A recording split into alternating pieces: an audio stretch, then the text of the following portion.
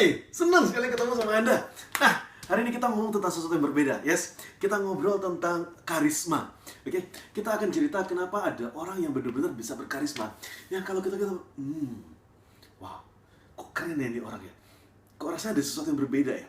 Tapi kita kadang-kadang ngeliat orang lain, kadang-kadang biasa aja gitu. Nah, gini loh. Sekarang saya nanya sama Anda, karisma itu berguna nggak sih? Menurut Anda kira-kira berguna nggak karisma? Nah, setelah dipelajari, ternyata karisma itu banyak loh gunanya.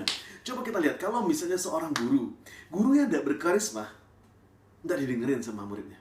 Benar nggak? Tapi guru yang berkarisma didengerin sama muridnya.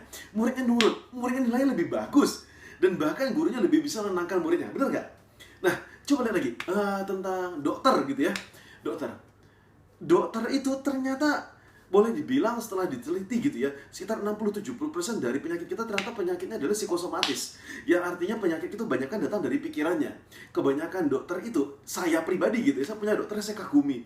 Yang bahkan sebelum masuk ke ruang prakteknya gitu ya, sebelum masuk ke ruang prakteknya, masih nunggu doang nih, masih nunggu gitu ya. Kok rasanya badan saya udah mulai sembuh ya, kok enak gitu ya, kok feelingnya sudah beda ya. Saya sampai takut nanti sampai ke tempat dokternya, ini dikirain sudah sembuh, ngapain ke tempat dokternya gitu ya. Tapi dokternya sakti ya, emang gitu ya. Begitu dapat ke kata-kata dokternya, sakit apa ini? Langsung sembuh, udah hilang penyakitnya. Anda pernah nggak ngerasain kayak gitu? Bener nggak? Nah, begitu juga dengan sales juga gitu tuh ya. Sales yang berkarisma orang beli.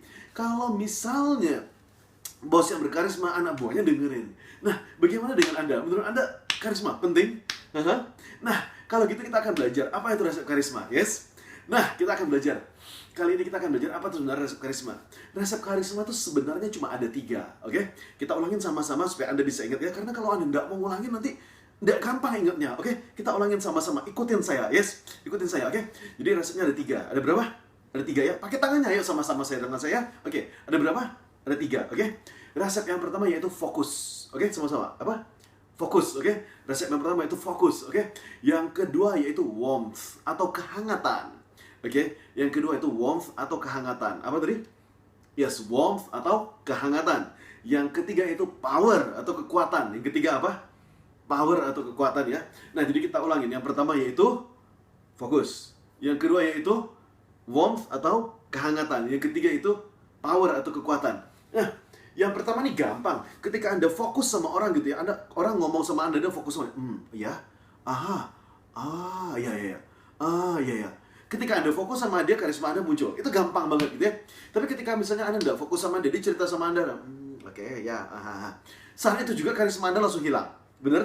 Itu gampang, oke? Jadi, nomor 1, gampang banget.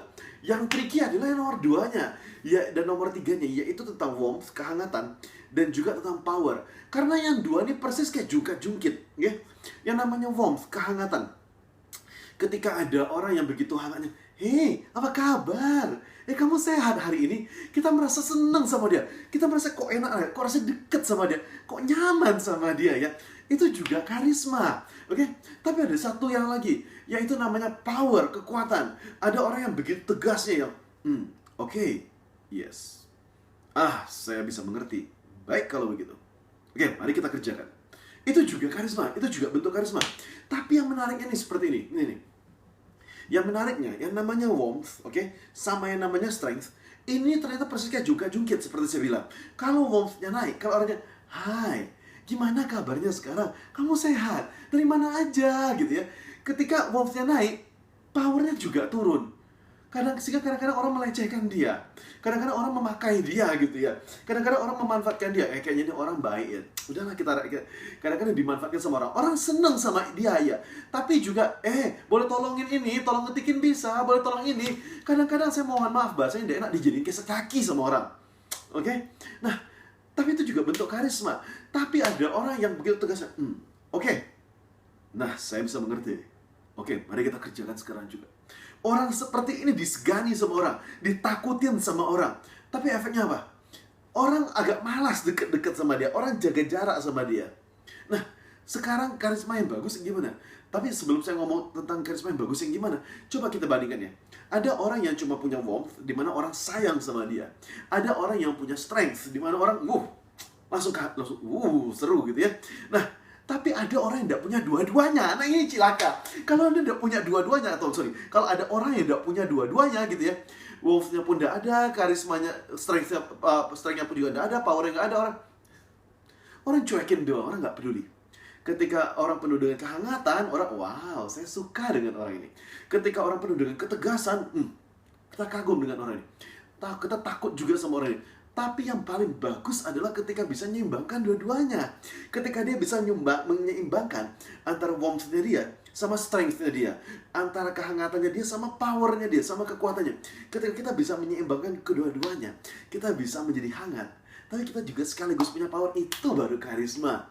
Nah, gimana cara memunculkan karisma? Gampang enggak? Jelas enggak? Gampang gitu ya. Kalau gampang ya semua orang berkarisma. Benar enggak? Nah, nanti kita bakal membahas lebih lanjut, yes. Kita bakal, saya akan cerita lebih banyak tentang karisma ini kalau Anda mau. Kalau Anda mau ya enggak mau, enggak apa-apa gitu ya. Kalau Anda mau, Anda bisa belajar soal karisma di workshop saya. Namanya adalah workshop Leadership Excellence, oke? Di workshop Leadership Excellence itu cuma diadakan 2 kali setahun, oke? Workshop cuma 2 kali dalam setahun.